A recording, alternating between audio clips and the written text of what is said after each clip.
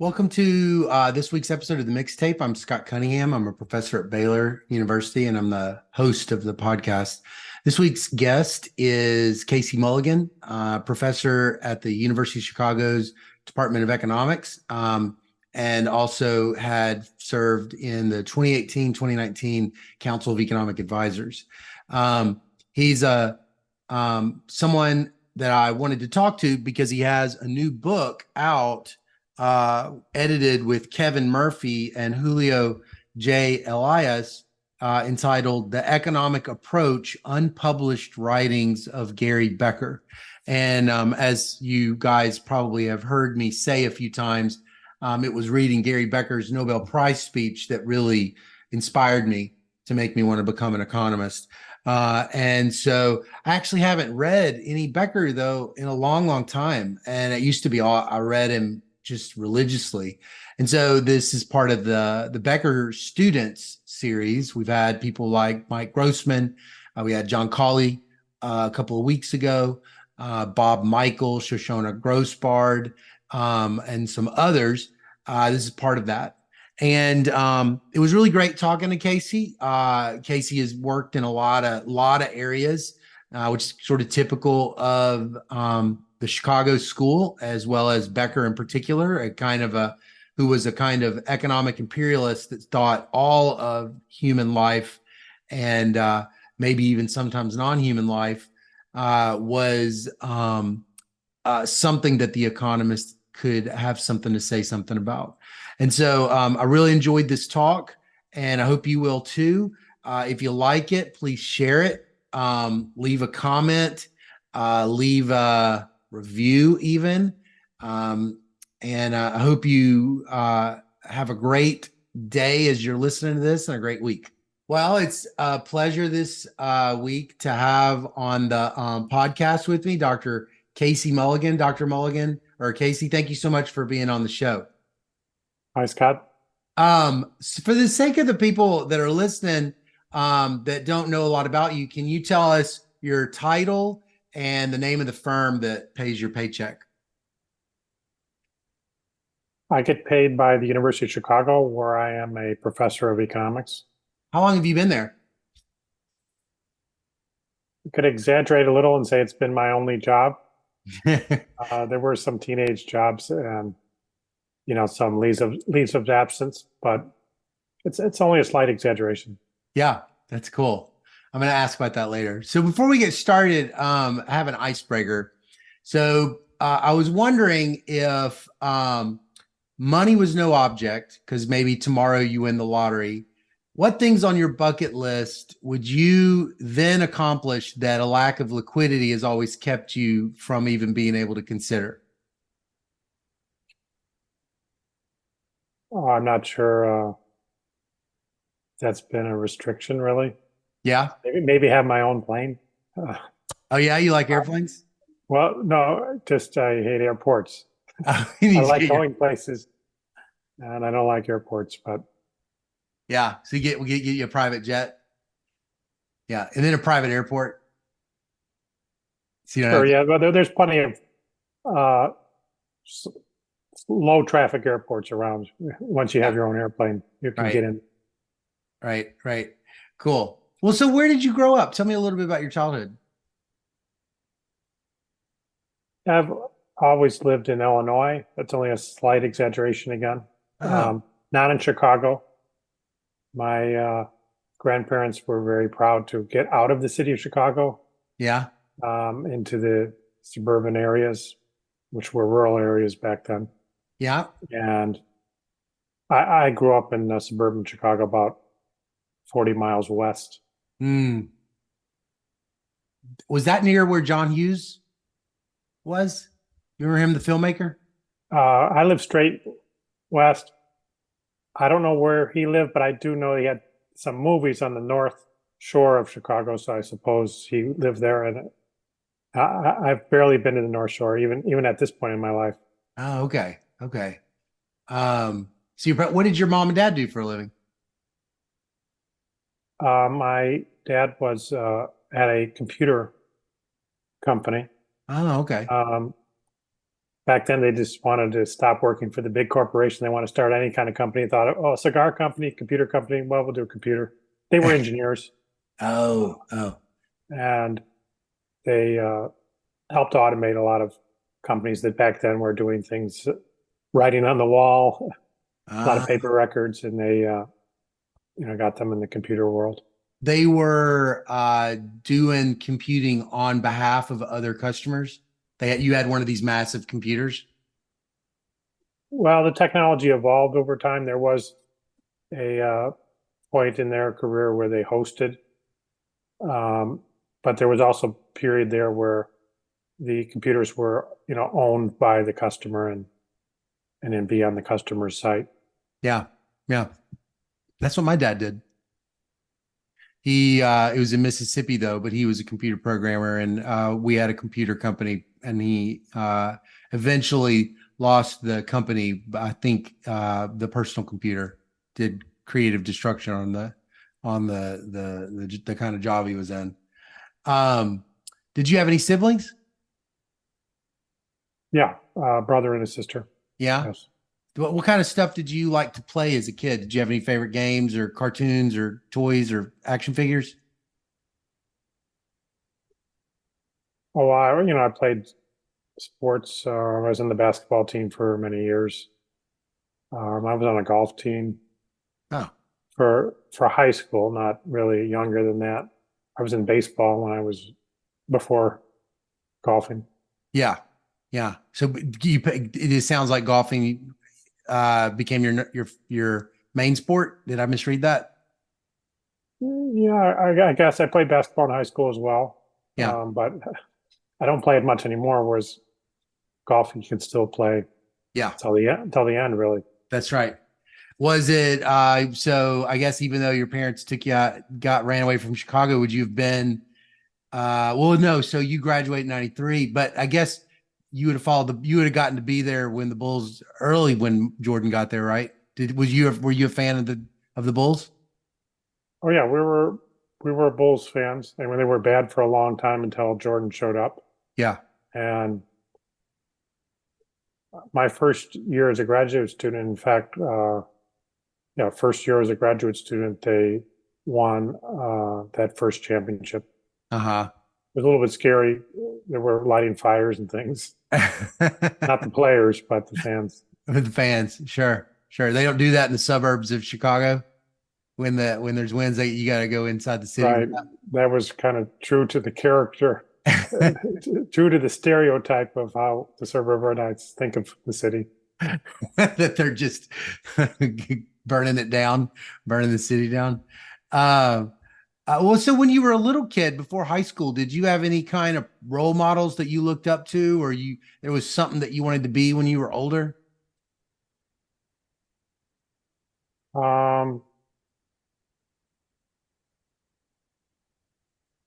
I'm not sure. I read books and things. Yeah. Not sure I wanted to be those people. Jack Nicklaus, I was impressed by, but I had no desire to be a pro golfer. He had a biography, one of the first golfers to have a biography, well done biography. Hmm. I read things like Lee Iacocca, the budget director for Ronald Reagan, Hmm. um, David Stockman, who's still around, still writing, I guess. But Hmm. that first book he had, The Triumph of Politics, I enjoyed that. Greenspan, I think, released a book about that time. Wait, so are you a high school student when you're reading this? The Triumph of Politics would have been in high school. Oh, Yes. was there a point in time when books like that or politics really sort of was kind of bit you as a bug? I don't like politics that much, period. But there was kind of an economic angle, I guess. At the time, maybe I didn't approach it that way, but because he was the budget director. In Uh-huh. politics was the bad guy in the book, and Uh-huh. the good guy was the numbers. Ah, okay. Okay. That's the Stockman's. What do you think? Reagan was running up the deficit a, a minuscule amount by today's standards, but he was running up the deficit, Right. and a lot of the numbers people were bothered by that. And he was the budget director and pushing back, and he wrote a book. So what grade were you in when you would have read that? Yeah, I was in high school from 83 to 87. I can't remember if that book was an 86 book or an 84 book or somewhere in that range. That's a really substantive book for a high school kid to be into. Is there a story to that you were always that kind of kid? Just No, high school, you remember people writing a book who want to sell money, and they're kind of targeting toward high school, right? Otherwise, you're not going to sell money. You're going to have a wider audience if high school education carries you through much of the book. And I think that's the case with that book. I had a good high school education, so it was. Yeah, yeah, That didn't hurt. right, right. So you didn't like politics, but you liked these political figures or these political actors or something. You're drawn to them. Well, Iacocca is really a business guy, and Stockman I viewed as a numbers, budget person, and Greenspan, Right. chairman of the Federal Reserve. Greenspan never got elected to anything, as far as I know. Maybe he had a congressman before I was born. I'm not aware of any elections that he won or participated in. But the running of the government, it sounds like that's like a theme. The Iacocca I liked, but I guess I read some presidential biographies as well, although I wasn't impressed with them very much at all, like FDR. I read a number of FDR biographies. I was not impressed. I'm still not. Kennedy, I thought he was a little over the president. Kennedy was a little overrated. He's still impressive. Profiles of Courage is a well done piece. What impresses you about a president back then when you were little, when you were younger? Well, all the infidelities and everything were kind of the opposite of impressing me. Do what? All the infidelities, they were not. Oh, yeah. All the infidelities. As people, it seemed like I would want to keep my distance. Yeah. But which kind of presidents did sort of like, you were kind of intrigued by? Certainly Ronald Reagan. Yeah. And the founding fathers to some degree. Yeah. Well, so if I could have talked to one of your teachers in high school and I was like, well, what kind of student? There's a kid over there, Casey. What kind of student is he? What do you think they would have said? Well, I know what they said to me. They said I was very good at social science, which I took offense at that. I thought I was good at math. Yeah. I wasn't terrible in math. I was the Illinois state champion in geometry. Including beating all the high school kids from the University of Chicago High School. But so I thought I was good at math, but they said social science. I wasn't even sure what social science was. What do you think they were talking about? What did they notice to make them say that? I'm not sure. I mean, obviously we had classes of that type, history and things. And maybe I showed something there. Yeah. Yeah. Huh. So did that plant any ideas in your head? No, I just laughed at them as fools and let it brush off. Well, so within a couple of years, I would be getting into that business. So, right. Well, so you end up since then, you've written 2 books and you've edited this wonderful new book about Gary Becker's unpublished writings. Did you ever, if I could go back to your young self and say, hey, you're going to grow up and write books, would that have been impressive? Because you were reading all these books. I did a lot of writing. Wasn't I was stronger at math. But I did a lot of writing. More volume than my classmates, I would say. Yeah. You've always been a writer. Now I have published maybe 6 books. Oh, 6. I hadn't thought to count, but I do know it's more than 2. Okay, I must be looking at a My different my view. dissertation was a book. Right. Oh, you made it into Uh, a book. Is that the yeah, one about fertility? it has a couple chapters about fertility. Uh-huh. Yes, about it's called Parental Priorities and Economic Yeah, Inequality, parenting. Right, right. and it's generational economics and Yeah. fertility. The size of the next generation is a key thing. Oh. Um, I I wrote a book of the redistribution recession, um, and then a kind of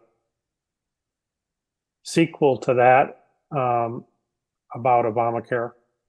Uh-huh. Okay. So you like writing books. How come you write books? I know you write articles, economists write articles, but you're also writing books. How come? Um, well, the whole is greater than the sum of the parts, and so I think they go well together, both in terms of thinking and in terms of sharing it with others. Hmm. They go further. You can share them with more people. But you're just doing better work, I think, when you're fitting it into a bigger picture. Right, right, right. And journal referees and editors will rarely judge submission on those grounds. How does it fit into a bigger picture of work? Right. They want it to stand on its own, understandably. Yeah. Um, I, I'm not sure you're advancing knowledge as much as if that's the main thing that you're doing. Hmm. Hmm. Hmm. But they don't reward you for in terms of salaries and promotions for writing books nearly Okay. as much as with articles. So So there's some consumption to it for you. yeah, or in the longer run, Right. um, you're an expert when you've written a book on a subject, and you're not necessarily expert if you have one article. In fact, you may not even remember Yeah. much about that topic if you just have one article on it. Totally. Totally. Yeah. So you graduate high school, you go to Harvard. That must have been excited for a young. That must have been exciting for a young kid to get that letter of acceptance. Do you remember much about it? How it felt? I lived in the Midwest, so I had not a concept. I had never been to the East Coast. Hadn't I've been once to the West Coast, maybe. So it was pretty abstract. Hmm. Um, my dad went to Notre Dame, which is Midwest school, obviously. Mm-hmm. Beautiful campus. Many very strong things about that. And I got accepted there too. Yeah. I didn't visit any campuses. I went to Notre Dame because I've been to football games with my parents, but I visited zero campuses. I picked Harvard because um, I didn't know what I want to do. Apparently, as I said, my high school teachers did, but I didn't. And I thought, well, if I go to Harvard, no matter where I land, what field, it's going to be really strong. Yeah. I remember my grandparents also lived in the Midwest. My grandpa's like, "You're not going to Notre Dame. What's wrong with you?" And he said, then he sat there for, I don't know, it must have been 20 minutes or an hour or something. Later in the afternoon, he says, "Wait a second, Harvard, isn't that where a couple of the presidents went?" It's like, "Yeah, that's the same one." He's like, "Oh, okay, I can see that." He kind of accepted that. But Notre Dame is put on a pedestal in the Midwest generally, and among Irish You're Americans, even more. right, right. Yeah, yeah, yeah. You did so was it a family event to watch Rudy, the movie Rudy, and sort of is that like a magical experience? I'm not sure I've seen that movie, but What? You haven't seen it? Okay. All right, I'll send you a link after this is over. Uh okay, well, so you get to Harvard. Well, what was it like stepping foot on the campus? You had these, what were some of those early feelings like?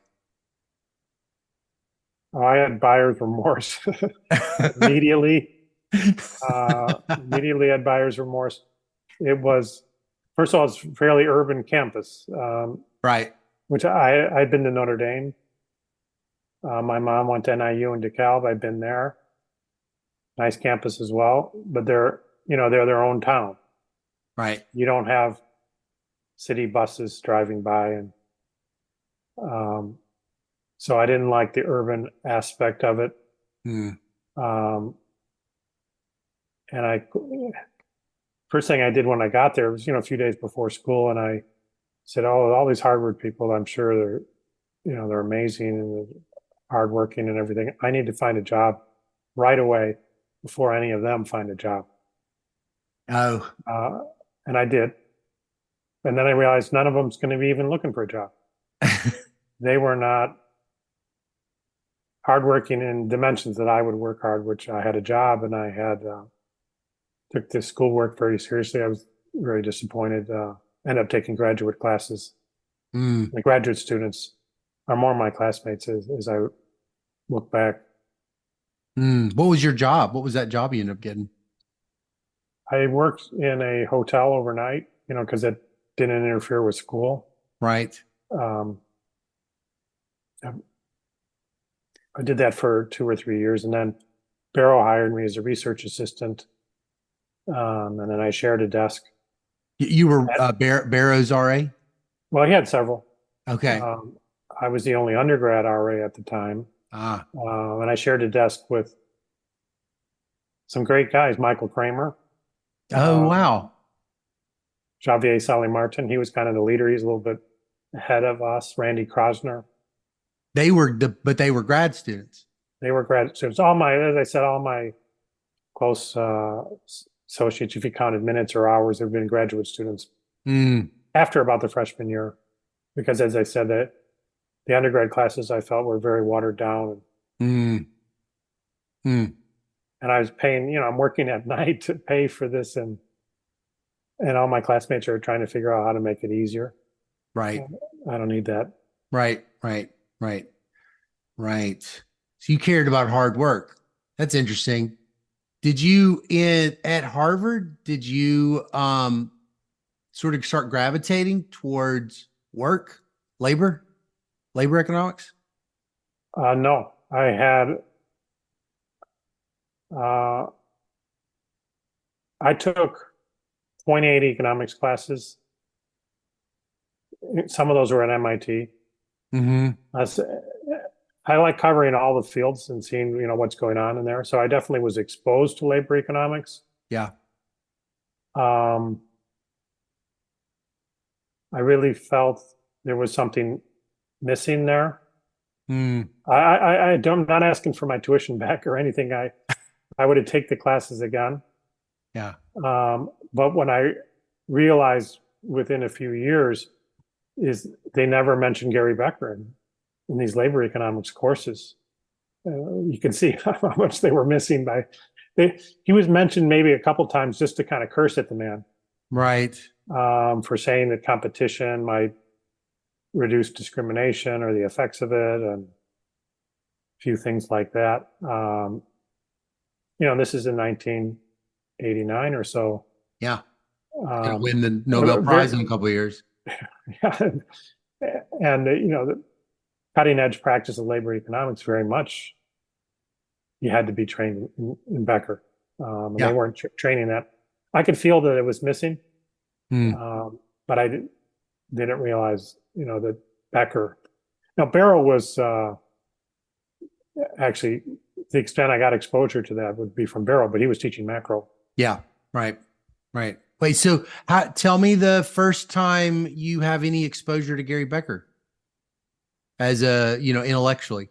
Well, there's a Barrow in his course. It was macro growth, so he would assign some of his papers with Becker on fertility and growth. Right. So that there was some familiarity there, and I talked to him a lot, outside of the classroom or outside of the assigned work. Yeah. And he would tell me about that. And Barrow was in Chicago as, I believe, associate or assistant professor somewhere in that part of his career, and Mhm. knew the Beckers very well. And so he told personal stories. So I kind of got it secondhand. Um, Other than seeing, as I said, the labor economists like Medoff was a labor economist at that time at Harvard, just cursing the man, Right. not really engaging his arguments, just throwing out a conclusion and then having the whole class laugh at it. Right. It's Right. another problem I had with the whole approach. I mean, you engage ideas, you know, even the bad ones, if they're compelling to enough people, you need to engage it, even if Right. it is bad at the core. Yeah. Yeah. So what was it about Becker? You know, you're an undergraduate at Harvard and he's making a big impression. He's not even your professor, and you're in this, I you wouldn't know, say it's a big hostel. impression, but Chicago, writ large, I would say, was making Yeah. uh, a big impression. Just I could see that its I long could see that they're story. different. I could see that they're different, and Right. um, covering a lot of fields, but with a common toolkit The price tag. that I could see, Yeah. which would be largely the price theory. Yeah. Yeah. The long story of it, was that interesting too? Kind of going back to director and people like just going back to the very, very start. I wouldn't learn about them until later. I mean, Aaron Director is somebody who's trained at Harvard's probably never heard of him. Mm. Yeah. And Stigler, was he still alive when you end up at Chicago? He, yeah, I arrived in the fall of '91, and he died in December of '91. Did you get to talk to him much? And no, I carry a little bitterness against Sargent. I mean, Sargent was very, very nice, still nice to students, and a smart man. Gave some good advice, like don't read the general theory until you're 35. Now he says 70, actually, um, but he said, you know, I was asking advice, and he gave me advice on what to do, and he said, you know, you should take more math classes. Ah, So I, instead of taking Stigler's industrial organization course, I took a partial differential equation class that I've never used, and I regret that I didn't go. yeah, because you loved. It sounded like you also kind of said something earlier that you sort of like to float around and read all the economics and take all the economics. Yeah, I wasn't that interested in our industrial organization. I had taken it at Harvard, and but Stigler was, you know, such a giant. Yeah. Now, none of us knew he was had his last weeks. I mean, it was a Mhm. sudden. He died suddenly. He Oh, wasn't a young man. 80. I would guess he's 82 or 81 or something like that. yeah. But it was sudden. But he was still coming into the office every day. He had the course. I mean, Oh, he had the course. Yeah. somebody had to finish the last lecture or two. Oh, it's sad. Um, well, so there's only two intro econ classes that I feel like are famous. One is Ec 10 that you took. I guess you would took it with Marty Feldstein. Yeah, that was an amazing course. Very, very well done. I've never seen an introductory econ course as good, including at Chicago. Really? What was it about how he did it? Um, he had a good personality. He was very likable. He was amazingly, he was famous by then, right? He had been Reagan's main economist. Mm, Yet he really, you could tell he valued us students who were nobodies. right. That made an impression. He's very good at economics. So, and in this course, they were covering a wide range of topics. And he would have, the Harvard department was pretty big then, is big now. So he would have Richard Freeman come in and give a talk, and he would have Jeffrey Sachs give another talk. Mm, So about 40% of the lectures, you were getting a sample of a different field of economics in the lecture. yeah. And that was very, very cool. Mm, mm. And the other class is the price theory class I was thinking of at Chicago. the first one that you get there. That one's also super famous that I know of. What was that class like? I didn't take it. What? You skipped? You didn't have to take price theory? I as I mentioned, I was taking graduate courses really for 2/3 of my college career. Yeah. So I, when I applied to Chicago and got accepted, I said, just send me the reading list. Whatever test you want me to pass, I'll come. I will pass it. And I'm going to move on to my dissertation right away. Oh. And so I did pass those tests.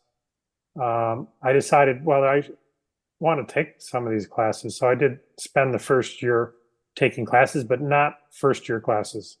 I would go into price theory when I was a faculty. Oh, did you teach price theory? No, I would be a Oh, when you were a student. faculty, you would go. Got it. Also, I did that with Heckman's course, which is about the right age to take his course. He covers a lot, which is very time efficient for an assistant professor. Right. You could get a whole lot in a few hours from Jim. So you got to take Keynes when you're 70 and you got to take Heckman when you're 30. Something like that? Yeah, something like that. Okay.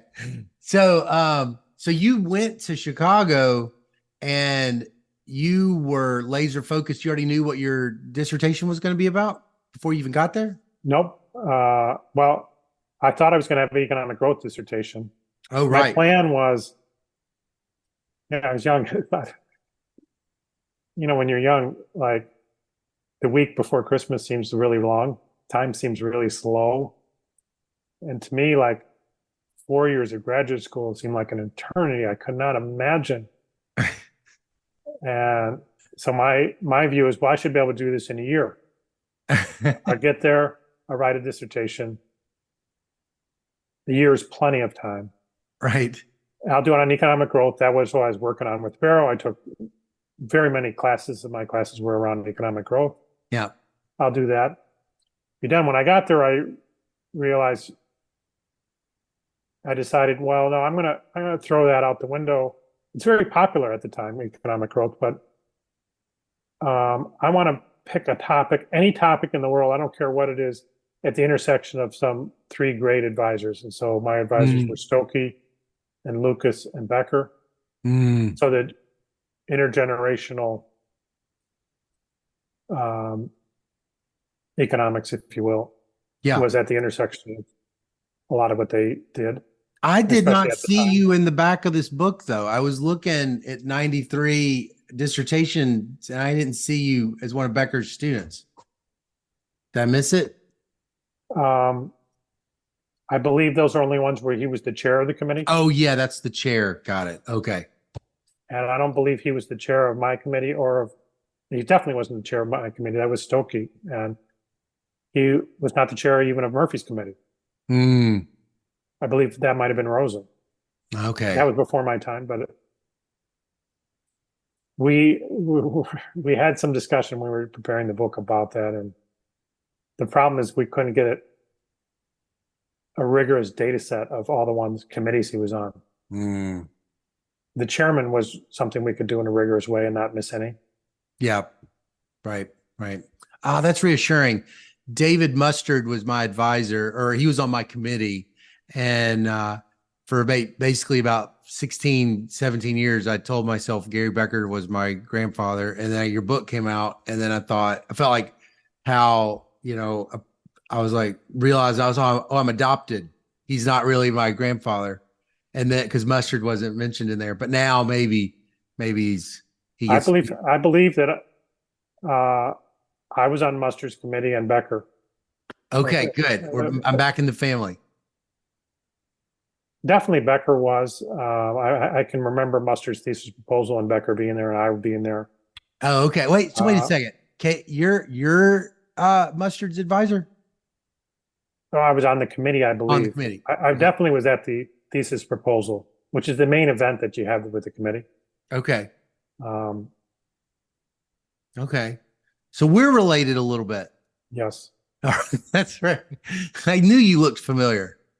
Okay. So you end up choosing those three, And so what was the how did the idea of what was the dissertation and how did that kind of form out of actually finding the advisors first?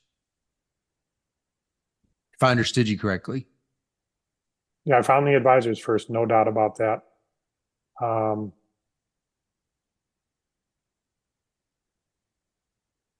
it's hard to get into ranking people and everything, but I thought they were the very top on the faculty.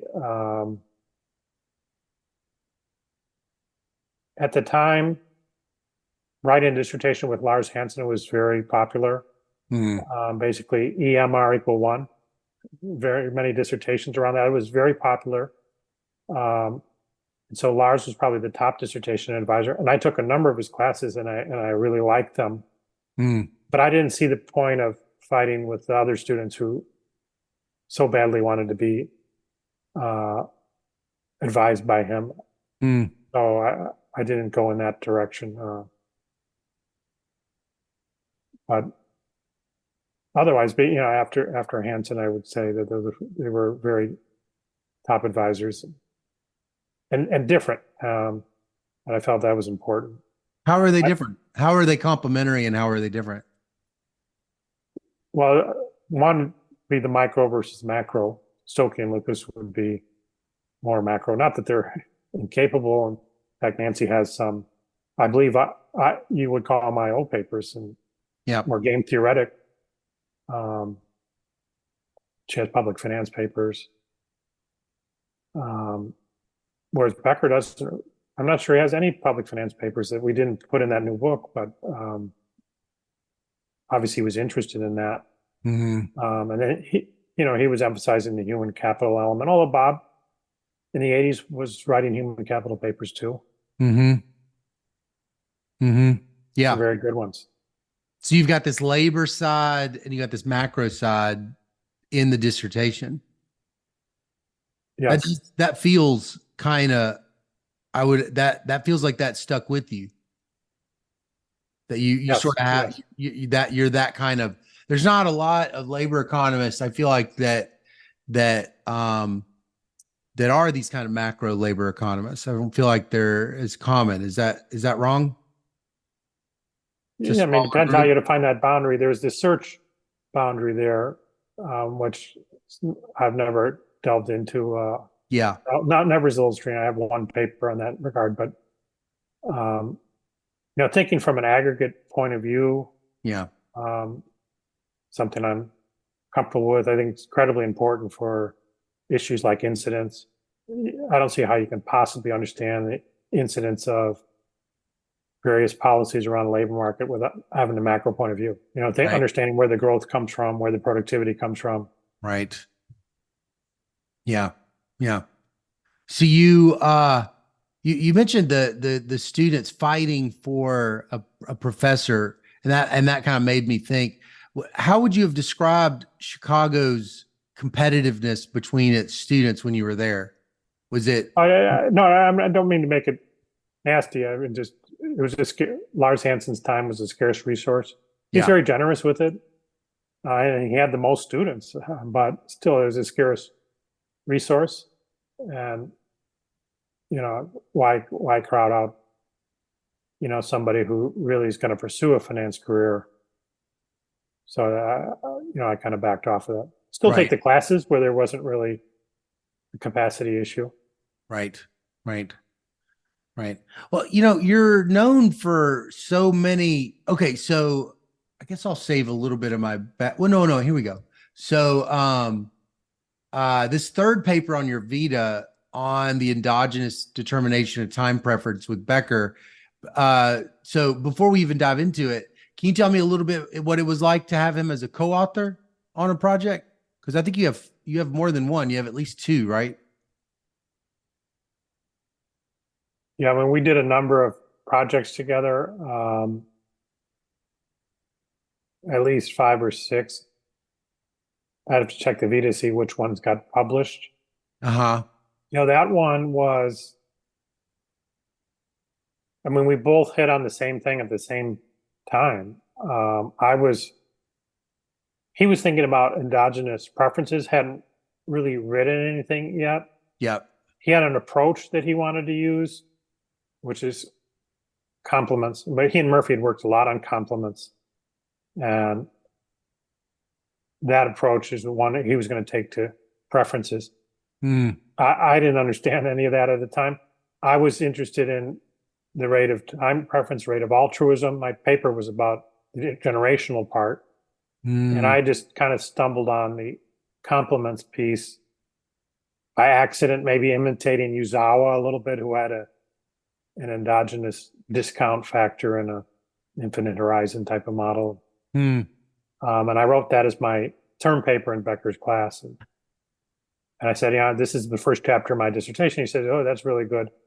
And, why don't you take a look at this thing I'm doing about the life cycle? Why don't we join forces? He said that? This is when Yeah. you were a student? How'd that feel? Um, I think I was a student. I was a student for 2 years. So it was, what's the year on that time preference paper? 97? It might have been right after I graduated. Uh-huh. Um, it probably was. I mean, when I was doing the dissertation, the job market, there was not any time for uh, an additional paper. So it might have been 94 when we started that. Mm-hmm. Yeah. You graduated 94, 93. 93? Yeah. It did seem like on the Vita, it looked like it was later. So, well, why did I'm just kind of curious, why did you feel like time preference needed to be endogenous? What was wrong with in your mind at the time, the views that were more common about time preference? Well, um, really the dynamics of inequality. Mm. And remember, I'm beginning with the generational element,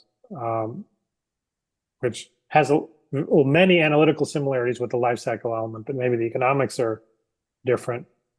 And you see kind of a stable cross-sectional distribution. You see regression to the mean across groups. Mm-hmm. Um,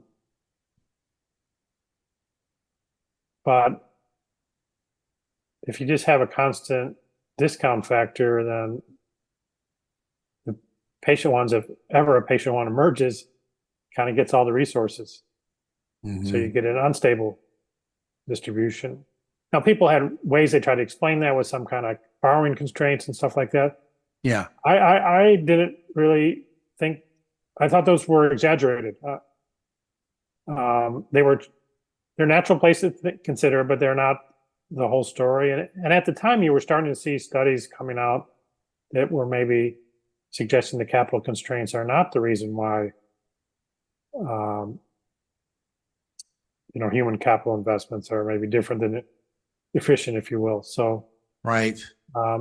came at it from that point of view. Also, in the time preference stuff, I can't remember, I think Becker came at it from the theoretical point of view, endogenizing preferences with complements. But I know we discussed it a lot in the paper, and pretty early on said, well, what's the dynamics of inequality over the life cycle? And it actually had been a JP paper about the time by Paxson and Deaton, where they showed that inequality, consumption inequality, and other types of inequality grow over the life cycle. If you follow the high school class, they get farther and farther apart from each other, in logs even. Wow. And so that kind of suggests that, well, one way to explain that would say, well, there's some that are more patient and future oriented and others that aren't. Even within the same graduating class. So that kind of is like conditions on the education element. Yeah. The observable education level. I see. And you're watching diverging consumption. Yeah. Wow. And so that gets, so you see that kind of thing, that let's just say that piece of information. And what do you conclude? You're concluding that education may not be the result, may not be the driving force of of inequality? Well, it may be a big factor, but explaining it, you may want to understand about attitudes about toward the future Right, right. and attitudes toward children. Both of those would be important. I mean, for the student, the attitude toward the future would be incredibly important. And, you know, especially at the younger ages, the education investments, the parents have a big role in, how Mm, much are they willing to sacrifice? And neither Becker and I thought it was necessary to treat it as a constant.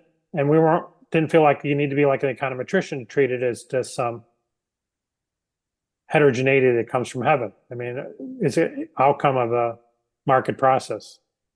outcome on a market process. Maybe How so? maybe a non-market process. Oh, non-market process.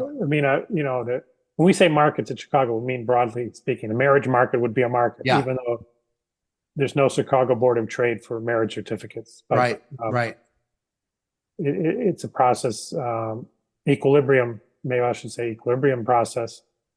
And it's not just some distribution of preference parameters that are fixed. Mm, that's interesting. So altruism, I think about as, a willingness to, a willingness to sacrifice for your child, love your child. And discount rates, I usually just think of it as a person's own mind, not a person's mind with respect to other parties. But it sounds like you're linking time preferencing to parenting. Well, no, I'm not. Oh, you're The not. analytics is similar. You have consumption Oh, now, consumption later. Consumption later could be a different generation or your own self and you're later in your life cycle. So uh-huh. there's the analytical similarity. But when it comes to education, especially at younger ages, there's both the parents and the student are involved.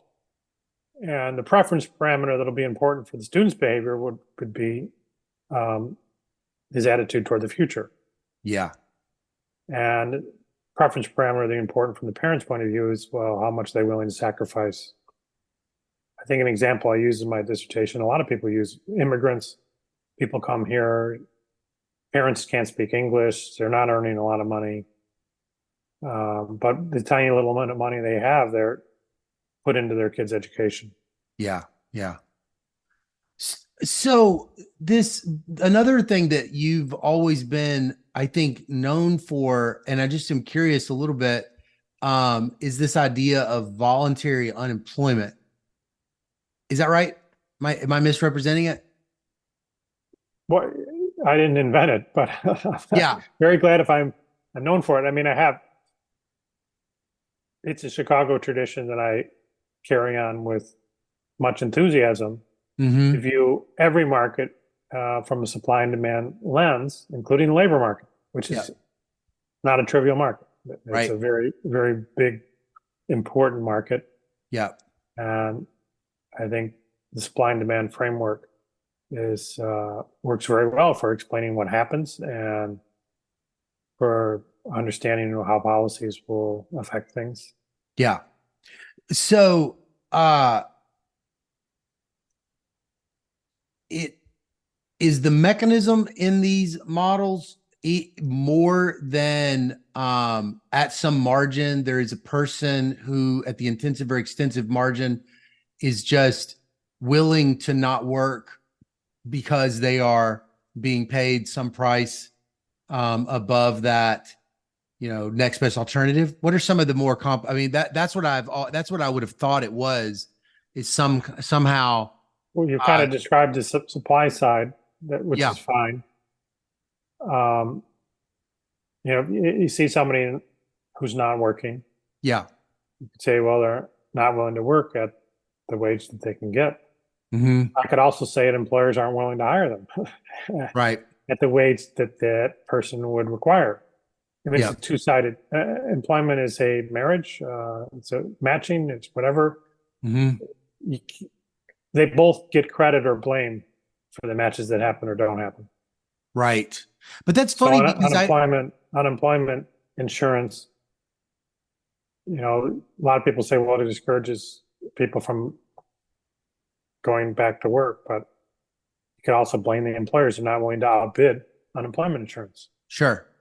But they only will pay up to the value of the marginal product. Well, So they both got their own reasons. they all But both have their own reasons. Okay. But it's funny though, if I saw a person who was romantically single that wants to be in a relationship, I wouldn't say they're voluntarily single, although I guess you could say they are voluntarily single because there's plenty of people that they might be able to match with and they've just written those people off. Is that kind of the idea? yeah, I mean, that's right. I mean, it's a two-sided It's a thing. I two-sided mean, matching they're going problem. to say if it's a lady, she's going to say, well, the men around here are just not good enough. Right. And could say, well, you set the bar kind of high. Yeah. Not that you made a mistake, but I mean, you can't lay the blame on one side of it. Hmm. So this idea, did in your career, was it controversial to people at all in a way that it was not historically in the Chicago tradition? Did you notice more pushback than it like your ancestors had gotten? A little bit at Chicago, outside of Chicago. In the 2008 crisis, you want to call it that, employment went down quite a bit later in 2008 and throughout early 2009. And I remember I gave a talk January, might have been 6th, 5th, something like that, 2009 in Chicago. I was saying, I think there's a bigger wedge now between supply price and demand price of labor, and that's an important factor. And I remember it was at Chicago. It was only Chicago people there, and some people laughed out loud. Really? Because you I said there was a that. wedge between supply and demand, between Yeah, the wages. If you were reading the New York Times, remember it's a scary time. A lot of people watching the news. Are we going to get our paychecks? A lot of fear. I'm not criticizing. I'm just saying that we're just trying to ask you to remember what it was like. Yeah. And they felt that there has to be some kind of demand problem here. And to blame it on anything else, supply or a wedge in between demand and supply is laughable. And they laughed. A few people. I mean, it wasn't the whole room, not even half the room, but there were. Was that surprising? You thought that was weird? I was a little bit surprised. I was learning at the time that supply and demand for the labor market, maybe for other things too, was kind of being abandoned. It's old, goes back to Marshall. Yeah. And I'm like, wow, this is awesome property and everyone's abandoning it. I would be glad to stake it out as my own. Yeah, that's right. Gobble up all the supply and demands. Sell it back later. Yeah. Why do you think that was happening in Chicago, though?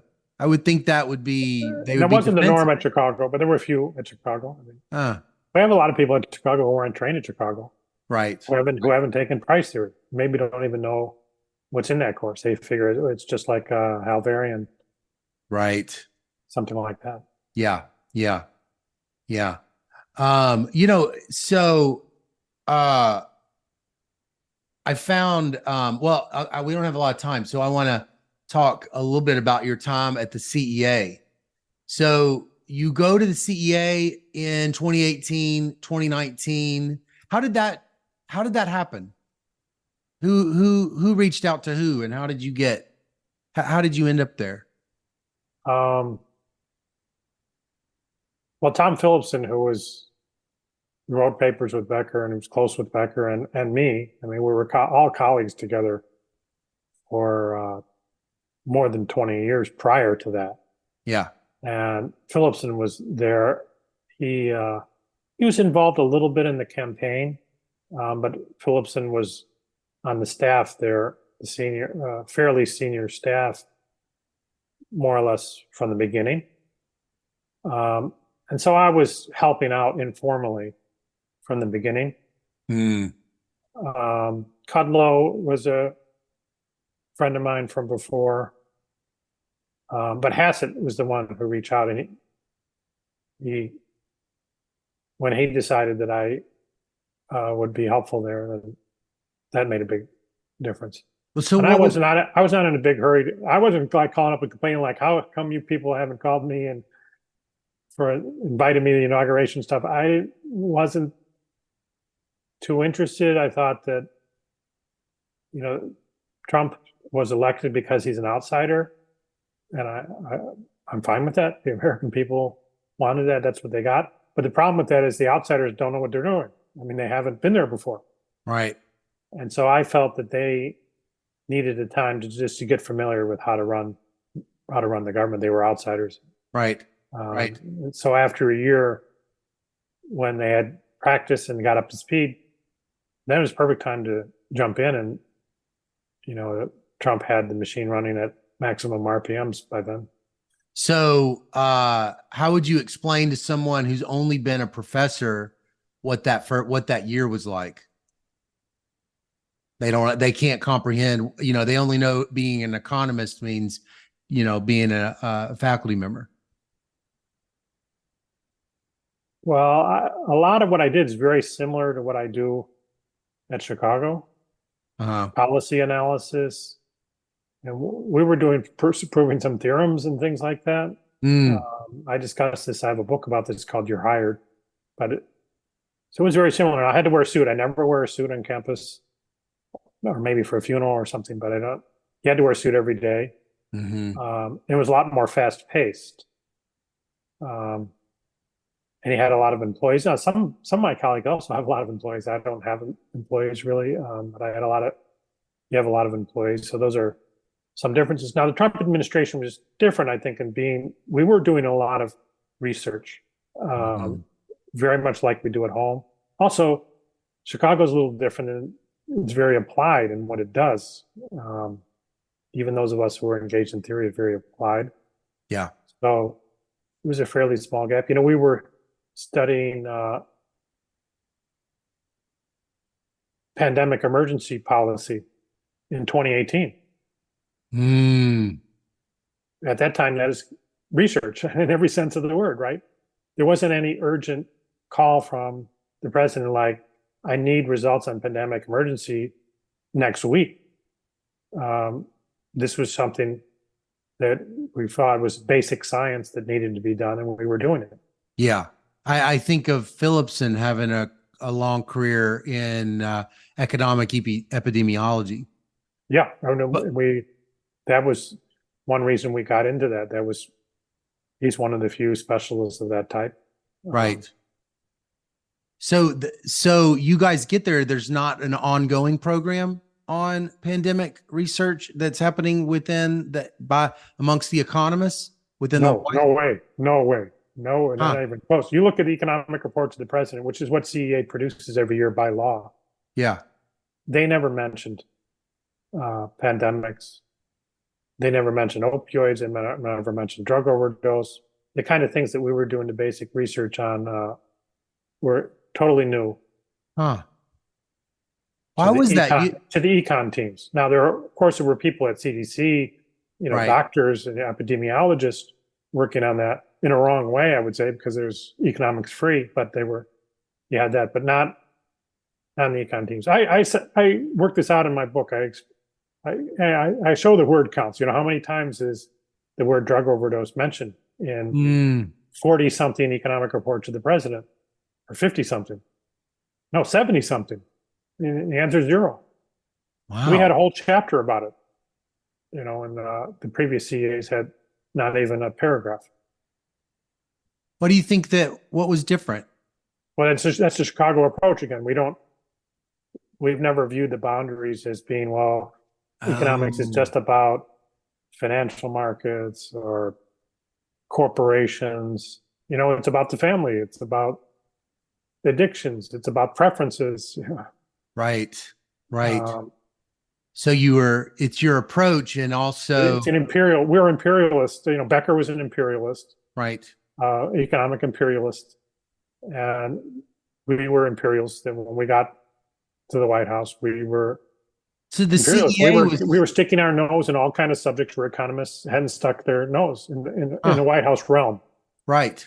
So it's so y'all's CEA really was kind of like a Beckerian. You say you called it Chicago more generally though, Yeah. but Beckerian CEA was kind of that's a way to frame it that wouldn't be wrong. No, very much. I frame it that way in the Huh. book. If you Wow. look at the pictures of a decon team with Trump, I could circle, who were the Chicago people, and there was a number of them. Wow. The oldest being Richard Burkhauser, a Yeah. student from the 70s. Uh-huh.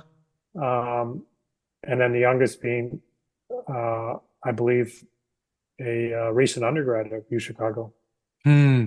and all kind of ages in between. So there were a Yeah. lot of, we weren't the majority. Of course, no one school's the majority, but it was very Chicago intensive.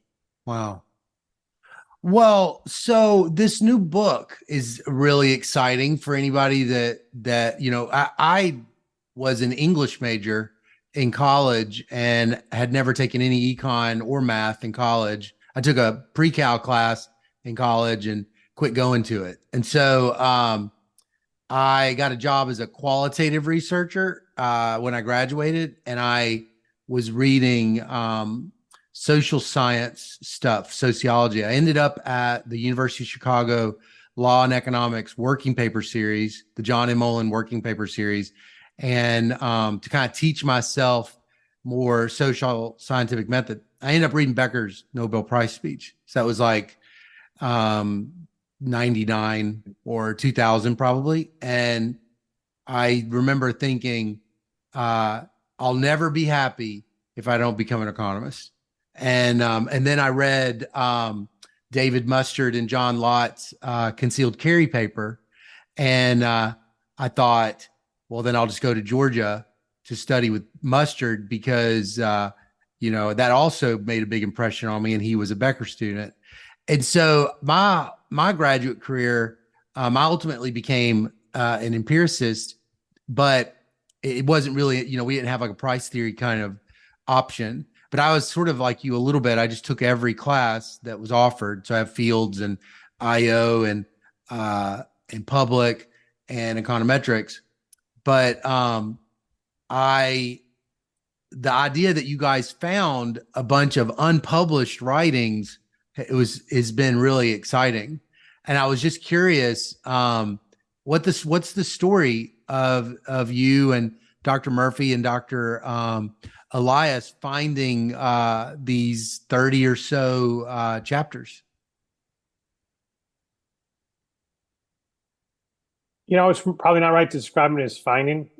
We knew Becker, a lot of people, also myself. Lucas, I know, was like this. Have problems that you think are well suited to your skill set. And in Becker's case, he thought these are problems economics can really make good progress on.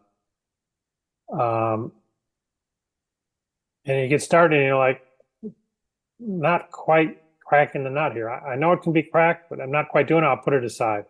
Mm. And you come back every couple of years, or a conversation brings you back, and you got these, things cycling around in the bullpen. And Right. Becker had those, and we knew because he would talk about them and, Mm. encourage younger people to work on them. Now, if you'd interviewed me, 2 years before he died and asked to make a exhaustive list, that would have been harder. And, we went in his files to do that. But a number of these he talked with us about. Was there one in particular? I know you guys all are going to have different preferences, but or was there one of these in particular you think that this one surprised you by how interesting it was? Well, the military one, well, I don't know if I was surprised. The military one, I think, is very interesting, and Becker talked about it a lot. Uh-huh. He had grappled in the 50s with the question of volunteer versus conscripted and military manpower policy. Yeah. And he put it aside and he thought, well, but the politics are too overwhelming here. We have a draft, and that's what we're always going to have. Yeah. And he really regretted not following the economics to its conclusion and being an amateur political scientist and making that assessment. And he always advises not to do that. Yeah. I ended up making the same mistake a couple times myself. I recognize it as a repeatable mistake, but it's so I know he really liked that work, and I liked it too. I've worked on the military manpower as well. I had the luxury of doing it after it was clear that the United States doesn't have to have conscription; it can have an all volunteer force. Mm-hmm. Mm-hmm. Mm-hmm. Well, was the process of writing this book, was it pretty exciting? I mean, was it something that was pretty meaningful? Yeah, definitely. And we were all close with Becker, and so you wonder, would he want people to see this? Yeah. What do you fill in?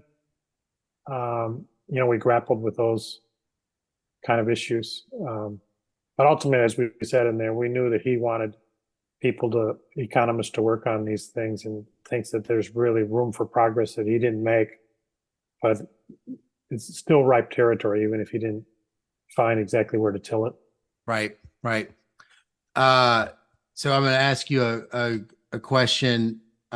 Is this a cigarette in his hand, or is this chalk on It's the a chalk. cover? I don't think he ever smoked. Oh, he didn't Um, smoke? Oh man. Okay. Well, I lost that bet. Okay. Bob Lucas smoked in class, even when I was a student. Yeah, that's what I heard. I heard that. Yeah. I think Card told me that in an interview. He said he would smoke and then he would light the next one, and he said it was just nonstop. Okay, so we're gonna wrap it up. It's the top of the hour. Well, let me ask you this actually before I do.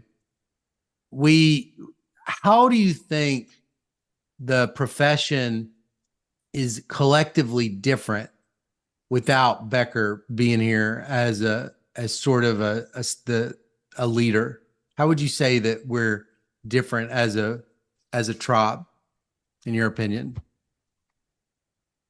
Well, one thing that comes to my mind would be the direct influence, and all the Chicago PhDs sitting out there.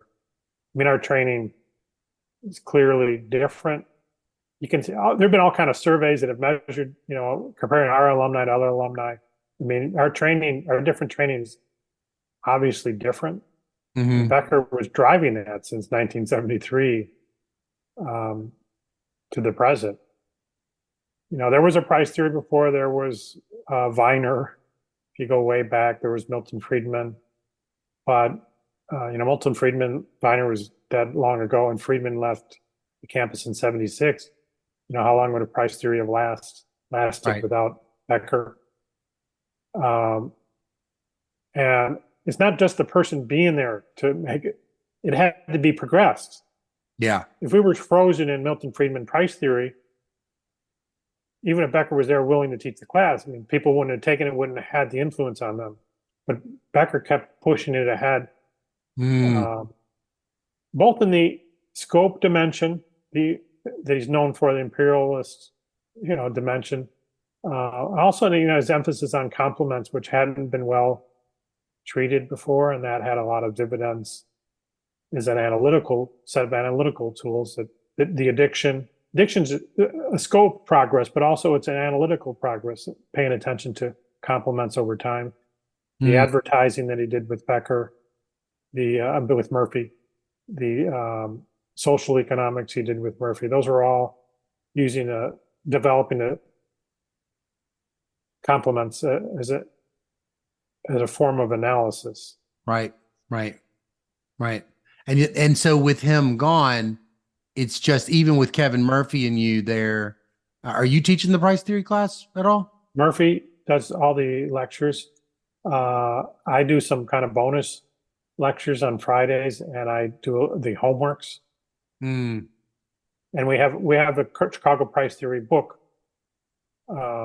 First edition's already been out a few years, and then working on a second edition. It has several new chapters that I authored. And again, we're trying to push it ahead. beyond what the type of stuff that was around when Becker was teaching it. Yeah. Yeah. And you feel like it's, I mean, I know it's hard to follow in his shoes and everything, but you feel like it's it is still that center of gravity at Chicago the way it once was. I mean, the course, yeah. Murphy, we have videos with ChicagoPriceTheory.com. We have not just the book, but videos to go with the book. And Murphy's giving most of the videos. Becker gives some. I feel guilty a lot that I allowed that to happen, because anyone to have their video next to Murphy is not fair to that person. Becker is not he was a great lecturer. I loved his classes, but Murphy's another league ahead of Really? Becker, and everyone else is a teacher. Murphy really likes teaching. He's invested in it, human capital. Yeah. He also has a lot of raw talent as well, and so Yeah. he's a very, very good teacher. Yeah. And starting 2 days from now on Wednesday, he's going to teach another quarter of price theory. Yeah. Well, you have had an exciting, productive, and very unique career, even for a Chicago economist who are always very productive and very unique economists. But I'd love to ask you this kind of odd question. So if, one day your old self, as a young man, maybe that student who's maybe at Chicago or Harvard, comes to your door through time travel, and he says, hey, I only have 5 minutes. What do you think I am unnecessarily concerned with right now? What do you think are the really important things? What do you think are the really unimportant things right now about being an economist? And what might you say to him?